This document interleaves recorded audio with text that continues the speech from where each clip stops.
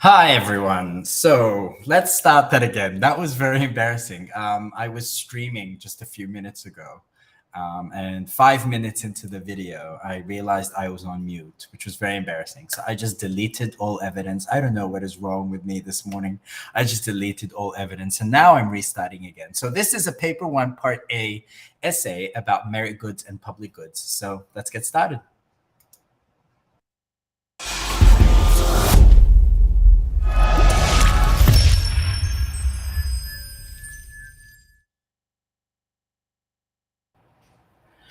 So you might actually recognize this essay because this essay was used in the previous video, but then someone commented yesterday and they caught a fatal mistake, and I mean fatal. So fatal that I couldn't sleep last night. I had to delete it off YouTube and I had to re-record the video. So, all right. All right, I'm not on mute. You can all see me. Hopefully this will go smoothly. All right, so this is the question here. Explain why merit goods and public goods are examples of market failure. This is a paper one, part A, 10-mark question.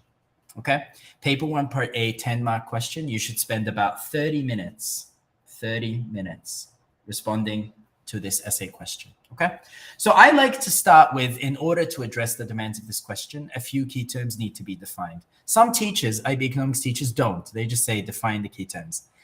It's not going to cost you marks if you write it, okay? Because what they're looking for is your ability to actually use these key terms effectively. So in order to address the demands of this question, a few key terms need to be defined.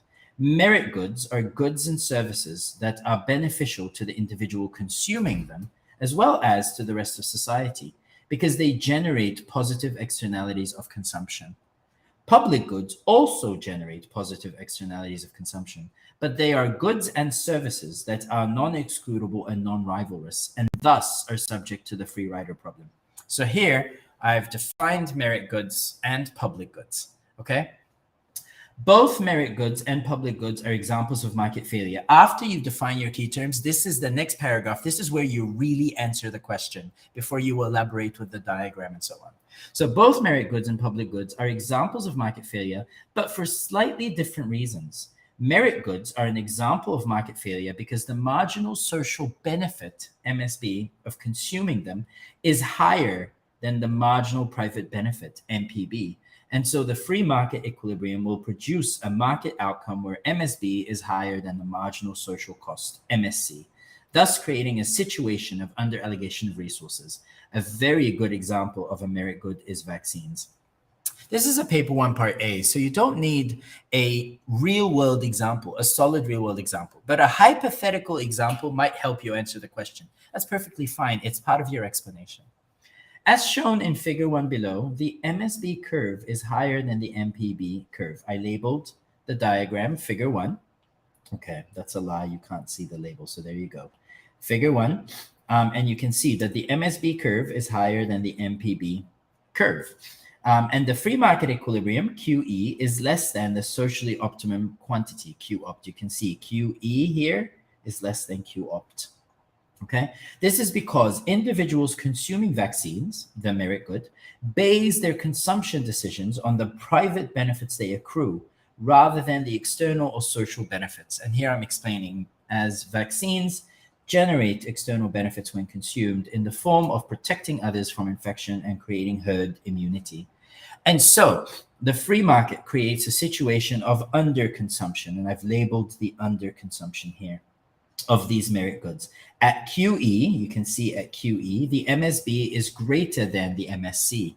So there's a welfare loss shaded in the diagram. You can see at QE, the MSB is up here, but the MSC is down here. Okay, you can see because at QE, MSB is greater than MSC, there's a situation of allocative inefficiency. There's a welfare loss shaded in the diagram. Also, at QE, the market does not achieve allocative efficiency, and so there is market failure. So I've explained my diagram. I've given a hypothetical example. You don't need a solid real-world example for a paper 1, part A, but a hypothetical example might help you answer the question. Now I need to move on to public goods. You'll notice I've explained merit goods and how they're an example of market failure. Public goods. are also an example of market failure, but for slightly different reasons. While public goods also generate positive externalities of consumption, just like merit goods, that's not what causes market failure. Due to their non-excludable and non-rivalrous nature, public goods are subject to the free rider problem, where lots of people will try to benefit from the good without having to pay for it. Since it's difficult to exclude people from benefiting, and one person's consumption doesn't leave any less for others, the free market will not provide public goods at all. So remember, when it comes to merit goods, there's a situation of under allocation of resources. The free market will provide those merit goods, but not at the socially optimum quantity. They will be under provision, which translates into under consumption. But with public goods, because of the free rider problem, the free market breaks down because it's difficult to exclude people, and the nature of the public good, it's non-rivalrous. Okay, so the free market will not provide the goods at all. So here, the market failure manifests in the form of a lack of provision, a complete lack of provision. Thus, the government has to directly provide these public goods or contract their provision out to the private sector. Examples of public goods are street lighting, national defense, flood control systems like dams, etc. Okay, to conclude, so this conclusion paragraph is where you really make sure you've addressed the demands of the question. You go back, read the question, explain why merit goods and public goods are examples of market failure. Does my essay do this? This is where you put it all together in the conclusion. To conclude, both merit goods and public goods are examples of market failure for different reasons. Merit goods will be underconsumed in a free market situation due to the positive externalities they generate, while public goods will not be provided at all by the free market due to the free rider problem. You can see my conclusion paragraph really addresses the demands of the question. Okay? So for those of you who recognize this essay, it's because I actually posted it before in the previous video, and then there was a fatal mistake that one of my commenters, a subscriber, commented on yesterday, and I realized, wow, how did I not catch this fatal mistake? I won't tell you what the mistake is. You can't find the video. There's no evidence that can be used against me. But anyway, I had to re-record it. So as I said, you should spend about 30 minutes on the paper 1 part A essay. You don't need solid real-world examples because it's only worth 10 marks, and you don't need to evaluate. But using a hypothetical example, like here I talked about vaccines, a hypothetical example could be part of your explanation, because part of explaining things is giving examples. Okay? So yeah, so let me know what you think of this paper 1 part A essay. If you were to grade it, what would you give it out of 10?